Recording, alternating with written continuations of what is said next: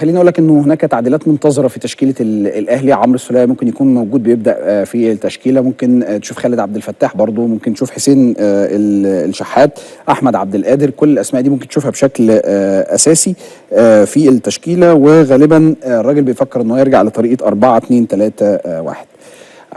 عايز اقول كلمتين بس من خلال متابعتي للسوشيال ميديا. ما اعرفش ليه دايره كلمه ليها علاقه كولر بيتسلم للجمهور، كولر بيتسلم للجمهور.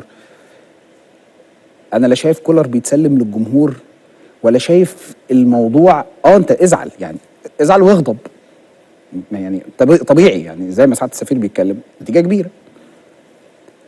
بس هو لا في اداره عايزه تسلم، مفيش اداره في الدنيا هتبقى عايزه تعمل كده مع مدير فني، خاصه ان هي لسه مغيره مدير فني قبل كده بسوارش، يعني سوارش وبعديه كولر، فمفيش حد هيبقى عايز يعمل كده. مفيش حد هيبقى عايز يعمل كده، يعني بالمنطق. بس يعني انت بس فكر فيها 30 ثانيه. هو كل ما في الامر انه النتيجه كبيره، وفي حاله من حالات طبيعي جدا الارتباك، ونتيجه صادمه. صادمه ايه؟ ده كانت مدعكه، صادمه. ده صن داونز شالونا من على الارض شيل. الشناوي احنا قلنا هنا ان هو عنده اخطاء، مش مركز تركيز 100%.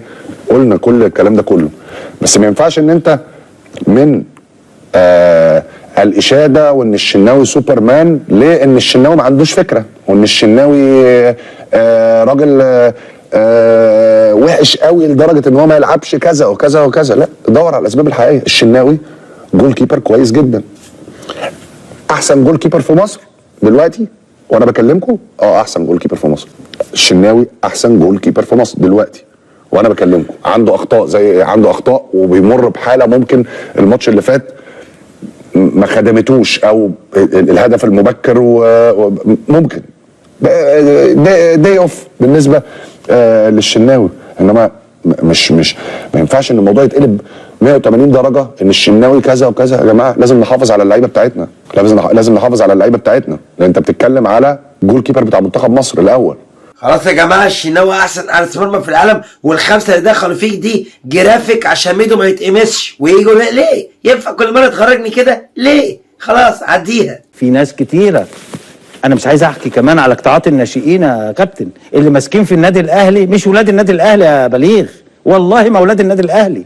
اقول لك اسامي. بس يمكن جانا اختيار على اساس الكفاءات. لا، اختيار مش كفاءات، اختيار حب وكره، اختيار كانوا معاه في الانتخابات، اختيار ان الناس الخطيب طبعا.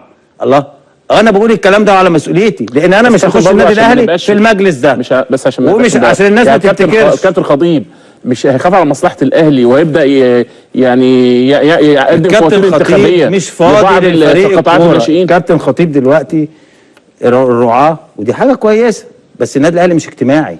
مش انا افتح الشيخ زايد والشيخ تجمع والشيخ مش عارف ايه وسايب فرقه الكوره. ما هو كل يوم بيجتمع بالفريق يا كابتن، ده هو المكلف بالفريق. ما ينفعش برضه كل يوم اجتمع بالفريق.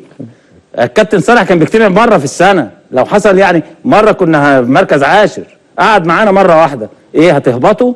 هي مره واحده. لا، اللي بيحصل في النادي الاهلي يا كابتن كتير قوي يا بليغ، كتير، والناس مش عايزه تتكلم وناس كتير. ده اللي بيحصل في النادي الاهلي ده مدعكه 5 مدعكه. يلا على الله، ان شاء الله اللي جاي يبقى احسن.